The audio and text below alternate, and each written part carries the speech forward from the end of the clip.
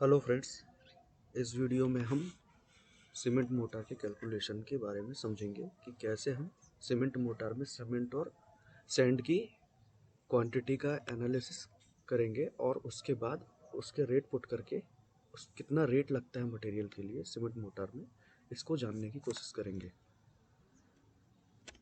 Cement motor, अब cement motor मतलब cement और सैंड का वाटर के साथ मिक्स करके एक प्रोपोर्शनेट में उसको रेडी करना, और उसका यूज़ बेसिकली हम प्लास्टरिंग और ब्रिक वर्क की जुड़ाई के लिए करते हैं। सो सीमेंट मोटार में जनरली 1:4, 1:6, 1:6, 1:3 ऐसे प्रोपोर्शन में चलते हैं। 1:4 means 1 part of cement and 4 part of sand. 1:6 में 1 part of cement and 6 part of sand. इसी तरह 1:3 में 1 part of cement and 3 part of sand. So these are the basic proportionate types of cement mortar here. Now cement motor calculation में सबसे पहले हम cement के calculation की discuss करेंगे कि सीमेंट का कैलकुलेशन हम करेंगे कैसे। मान लीजिए we have assume 1:4 cement mortar we have to make. Okay, so in this case we have an idea 1:4 means 1 means cement, 1 part of cement and 4 part of sand. So we have calculate accordingly. First 1:4 and what should we calculate? Cement is there. So cement के calculation में what is the part of cement for this mixture or proportionate? 1. So we have type 1. अब इसके बाद calculation आप ध्यान से देखिएगा कि सबसे पहले 1 और 4 का एडिशन कितना होता है। 1 + 4 means 5। Okay, and total summation में से या टोटल जो मिक्स बना है उसमें सीमेंट का पार्ट कितना है? 1 है। टोटल क्या है? 5 है। तो उसका हम प्रोपोर्शनेट निकालेंगे, डायरेक्ट सेल के थ्रू निकालते हैं। 1/5। तो हमारा 0.2 आ गया। 0.2 क्या है? वेट मिक्स के अकॉर्डिंग है। मतलब हमारा जो वेट होगा, देखिए ड्राई वॉल्यूम और वेट वॉल्यूम में डिफरेंस होता है यहाँ पर। अब ड्राई वॉल्यूम में क्या होता है कि हमारा जो क्वांटिटी होता है, जैसे मैंने प्रीवियस वीडियो में बताया था कि कंक्रीट में 1.54 का हम एजम्पशन लेके चलते हैं, इसी तरह सीमेंट मोटार में हमारा 1.33 का एजम्पशन होता है। ठीक है, तो अब इसमें क्या है? 0.2 क्या है? ड्राई वॉल्यूम है। ड्राई वॉल्यूम नहीं है, वेट वॉल्यूम है, मतलब एक्यूरेट वॉल्यूम है। इसको हमें ड्राई वॉल्यूम की ओर कन्वर्ट करना है। तो 1.33 का यहाँ पर मल्टीप्लाई डालेंगे और 0.2 से मल्टीप्लाई करेंगे, तो ये हमारा क्या आ गया? 0.266। 0.266 क्या है? ड्राई वॉल्यूम का वेट है हमारा। ठीक है, सीमेंट के केस में। अब इसके बाद हमको पता है कि 1440 केजी, 1440 केजी क्या है इसका? सीमेंट का पर क्यूबिक मीटर वेट है। ठीक है, तो अब 1 क्यूबिक मीटर में 0.266 क्यूबिक मीटर में कितना सीमेंट होगा, ये निकालने के लिए हमें 1440 से मल्टीप्लाई करना पड़ेगा, मीन्स 383.04 क्यूबिक मीटर। मैं यूनिट लिख देता हूँ, केजी पर क्यूबिक मीटर। तो ये हमारा आ गया केजी। ओके, ये है cubic metre dry, cubic metre wet. Okay, अब केजी आ गया। अब मार्केट में जो सीमेंट की अवेलेबिलिटी होती है वो बैग्स में होती है, तो यहाँ लिखना है बैग्स। अब एक बैग में कितना सीमेंट होता है? तो वो होता है 50 केजी। तो हमको लगभग 1:4 के लिए कितने बैग सीमेंट चाहिए? 7.66 बैग। ओके, नाउ अब हमें सैंड का कैलकुलेशन करना है। सैंड की कैलकुलेशन में सेम प्रोपोर्शनेट में सैंड की वैल्यू कितनी है? 4। टोटल समेशन कितना है? 1 + 5। ओके, एंड वेट वैल्यूम कितना हो जाएगा? जो एक्यूरेट वैल्यूम आना है वो हो जाएगा 4/5। नाउ अब सैंड के केस में हमारा क्या, सेम 1.33 मल्टीप्लाइड बाय 0.8 जो ड्राई वॉल्यूम आएगा। अब केजी पर क्यूबिक मीटर कितना होता है? सैंड के केस में क्या है, सैंड होता है बारीक, ठीक है, तो उस केस में जो हमारा फैक्टर चलता है, जैसे 1.6 चलता है हमारा एग्रीगेट के लिए। अब एग्रीगेट को तोड़ेंगे तो just like a small particle like 4.75 mm का जो पासिंग साइज है, उसको अगर वो क्रॉस कर रहा है तो सैंड की कैटेगरी में आ रहा है, पास कर रहा है। तो यहाँ पर हम 1.5 ले लेंगे। 1.5 मीन्स क्या होता है, 1500 kg, 1.5 मल्टीप्लाइड बाय 1000, तो 1500 kg पर क्यूबिक मीटर, एक क्यूबिक मीटर में 1500 kg आएगा। देखिए सीमेंट सैंड से बारीक होता है इसलिए उसका वेट कम है, 1440 kg है, करेक्ट। ऐसे हमें अंदाज लगाना है ना। अब हम केजी निकालेंगे तो एक क्यूबिक मीटर ड्राई में कितना क्यूबिक मीटर, तो इससे 1500 से मल्टीप्लाई कर तो 1596 kg हमको सीमेंट लगेगा। मार्केट में जो सैंड अवेलेबिलिटी होती है या तो वो बाय वॉल्यूम होता है या बाय वेट होता है, ठीक है। अभी इस केस में हम बाय वेट निकालते हैं, तो बाय वेट जो मिलता है वो हमें टनेज बेसिस पे मिलता है, तो टन में केजी को कैलकुलेट करने के लिए 1000 से डिवाइड कर देंगे। तो ये हमारे, ये क्या हो गया, ये हो गया बैग्स और ये हो गया मीट्रिक टन, ठीक है। अब इसमें क्या है कि हमने मटेरियल का कैलकुलेशन तो कर लिया। अब इसके बाद क्या है, रेट्स। अभी जैसे 275 रुपीज़ एक्सक्लूडिंग जीएसटी रेट चल रहा था, ठीक है, तो मैं इस पे इंक्लूडिंग जीएसटी लगा रहा हूँ। 275 मल्टीप्लाइड हुआ 1.18, 1.18 क्या है, 18% जीएसटी, ओके। एंड सैंड की अवेलेबिलिटी किस एरिया में आपका काम हो रहा है, उस एरिया में अगर कोई रिवर है या सैंड की अवेलेबिलिटी है तो वहाँ पर रेट जो होता है वो थोड़ा सस्ता होता है, क्योंकि वहाँ पर अवेलेबिलिटी है। अगर कहीं पर रिवर की अवेलेबिलिटी काफ़ी दूर है, 100 किलोमीटर है या 150 किलोमीटर है, तो उस पर ट्रांसपोर्टेशन चार्जेस ऐड होकर सैंड काफ़ी महंगी होती है। बेसिकली जो आप एज्यूम कर सकते हैं, जो एग्रीगेट होगा जिसको 20 mm 10 mm आधा इंची पौना इंची बोलते हैं, उससे महंगा ही सैंड का रेट होता है कहीं पर भी, ठीक है। आजकल उसका रिप्लेसमेंट मैन्युफैक्चरिंग सैंड हो गया है, क्योंकि सैंड की अवेलेबिलिटी काफ़ी कम हो गई है और जो सैंड निकालने से नदियों की गहराई है और मिट्टी का कटाव होने लगा है, तो उसको मद्देनज़र रखते हुए ये कदम उठाए गए हैं। तो बेसिकली अभी जो सैंड का रेट है वो 1000 रुपीज़ के नियर बाय होता है, ठीक है, पर मीट्रिक टन बेसिस पे। और क्यूबिक मीटर में ये 1500 1600, मैंने बताया ना कि 1.5 का फैक्टर आप लगाओगे, अगर 1000 रुपये मीट्रिक टन है तो क्यूबिक मीटर कितना हो जाएगा, 1500 रुपये हो जाएगा, ओके, क्योंकि 1.5 का फैक्टर लगाऊंगा। अब ये हो गया रेट। अब यहाँ पर आप टोटल कर लीजिए।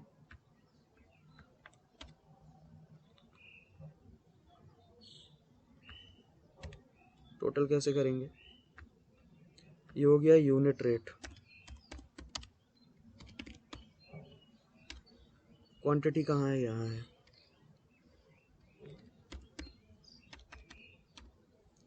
तो अमाउंट आपको निकालना है तो क्या करना पड़ेगा, अमाउंट निकालना है तो कितना क्वांटिटी है भाई, 7 बैग है, 7.66। यूनिट रेट क्या है पर बैग का, 324.5 है, ठीक है। तो सीमेंट कितने का होगा, 2485.93 रुपीज़ का हो गया। नाउ 1000 मीट्रिक टन है, 1.596 मीट्रिक टन क्वांटिटी है, 1000 रुपीज़ पर मीट्रिक टन है, ठीक है। तो ये हमारा रेट हो गया 1596। दोनों काहे में है, INR इंडियन नेशनल रुपीज़ में है, ठीक है।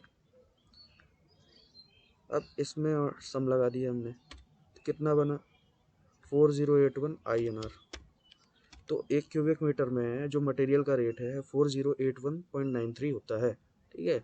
अब लेबर कैलकुलेशन में क्या है, लेबर कैलकुलेशन डिपेंड करता है कि वर्क कहाँ होने वाला है। मीन्स अगर प्लास्टरिंग का काम है, ठीक है, सपोज ये प्लास्टरिंग का काम है, हमने एज्यूम कर लिया प्लास्टरिंग करना है हमको, जो सीमेंट मोटार बन रहा है, ठीक है, तो उसमें एक मैसन लगेगा, ठीक है। मैसन की प्रोडक्टिविटी क्या होती है, 10 cubic metre per day, sorry, जो प्लास्टरिंग होती है वो स्क्वायर मीटर में होती है, 10 स्क्वायर मीटर पर डे, ठीक है। अब आपको पता है कि एक मैसन जो काम करेगा वो 10 स्क्वायर मीटर पर डे के हिसाब से काम करेगा। अब एक चीज़ में ये देखना है कि जो हमारा प्लास्टरिंग का साइज़ है, ठीक है, मैंने बोल दिया 12 mm थिकनेस है, ठीक है, 12 mm थिकनेस। अब 12 mm थिकनेस है तो 10 square metre 10 square metre multiplied by 12 mm thickness है तो 12 डिवाइड बाय 1000 0.12 क्यूबिक मीटर। कितना? 0.12 क्यूबिक मीटर एक दिन का प्रोडक्टिविटी होगा अगर सिंगल मैसन है। करेक्ट। तो अब इसमें मैसन के अलावा क्या लगेगा? मैसन के अलावा लगेगा हमारा लेबर लगेगा जो वहाँ से मटेरियल उठा कर लाएगा, है ना। अब 0.12 के लिए लेबर लगेगा। अब एक दिन का लेबर का कैपेसिटी कितना है? एक दिन में जो लेबर मसाला बनाता है वो करीब करीब 4 से 5 बोरी का बनाता है। 4 से 5 बोरी मतलब इतना सीमेंट यूज़ करता है क्योंकि उसका बैग के हिसाब से वर्किंग होता है, उसका प्रोडक्टिविटी बैग के हिसाब से कैलकुलेट करते हैं। अब 1 क्यूबिक मीटर मोटर बनाने में कितना बैग लगना है? अभी आप बताइए 1 क्यूबिक मीटर कंज्यूम करने में कितने मैसन लगाने पड़ेंगे? तो 1 डिवाइडेड बाय 0.12 मतलब 8.33 मैसन लगेंगे तब जाके 1 क्यूबिक मीटर मटेरियल हमारा कंज्यूम हो पाएगा। ठीक है। अब इसी तरह के ये लेबर के एनालिसिस होते हैं। अब ये लेबर डिपेंडेंसी अपने वर्क में डिपेंडेंट रहती है कि अब सपोज जो लेबर है वो एक लेबर जो आएगा वो 3 क्यूबिक मीटर या 3.5 क्यूबिक मीटर हमारा प्रोडक्टिविटी देता है। ठीक है। तो यहाँ पर हमारा सीमेंट बैग में 3 साढ़े तीन बैग हमारा प्रोडक्टिविटी है तो यहाँ पर 2 लेबर लगेगा। ठीक है। तो ये 2 लेबर का नंबर आप डाल दो। ठीक है। 2 labour 1 cubic metre. 1 cubic metre में क्यों? क्योंकि 7.5 बैग लग रहा है तो 2 लेबर 1 क्यूबिक मीटर के लिए हो जाएगा। ठीक है। तो अब हमारा टोटल लेबर कितना हो गया?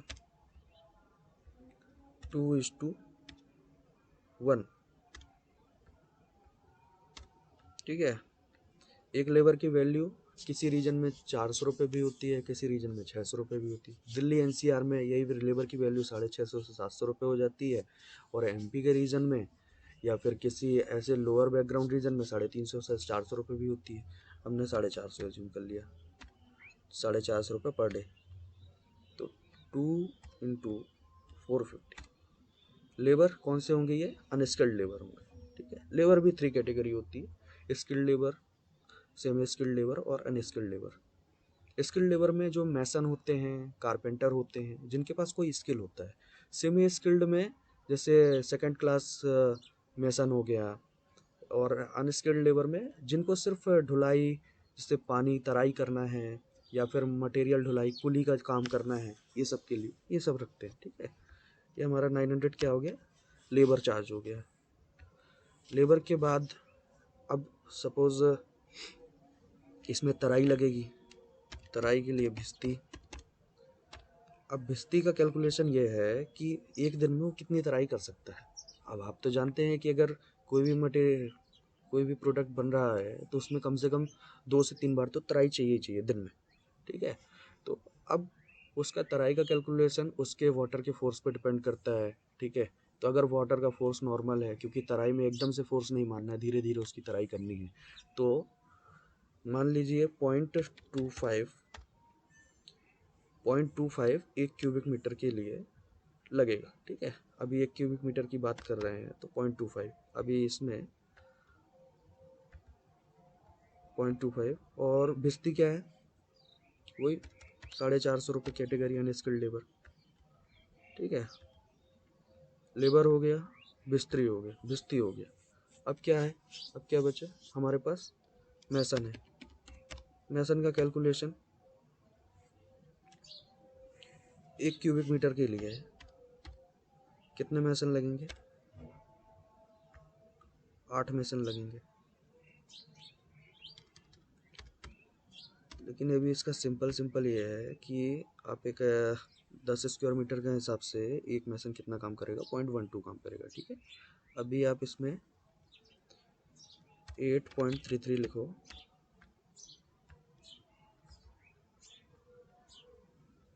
ठीक है। अब इसमें 8 क्यूबिक मीटर निकाल दिया, 0.12 का उसका पर मैसन का इतना नंबर हो गया।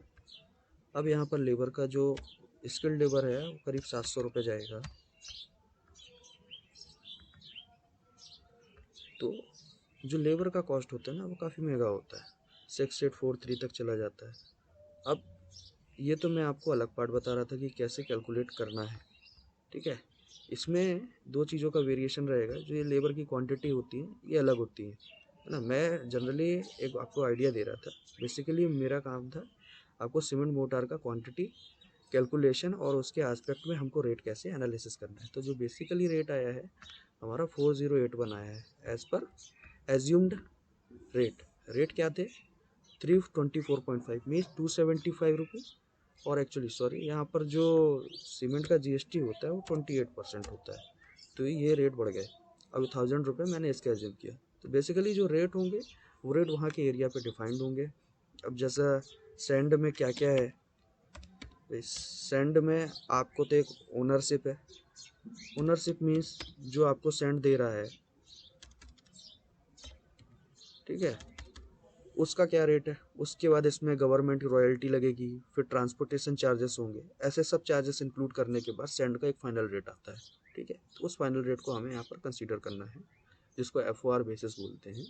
और सीमेंट का तो फिक्स है, उसमें आपको GST के साथ पे करके निकालना है। GST इसमें 28% होता है। और इसी तरह इसमें भी GST इंक्लूसिव होता है, 5% 12% जो भी उस रीजन में लगता हो, ठीक। तो एक्सक्लूडिंग GST आपको निकालना है तो एक्सक्लूडिंग GST निकाल लीजिए। एक्सक्लूडिंग GST आप निकालेंगे तो ये रेट ऐसा हो जाएगा। आफ्टर दैट आप इस पर फाइनल पे भी रेट डाल सकते हैं। In case of tendering we have to pay 18% of GST for amount. Okay, thank you very much.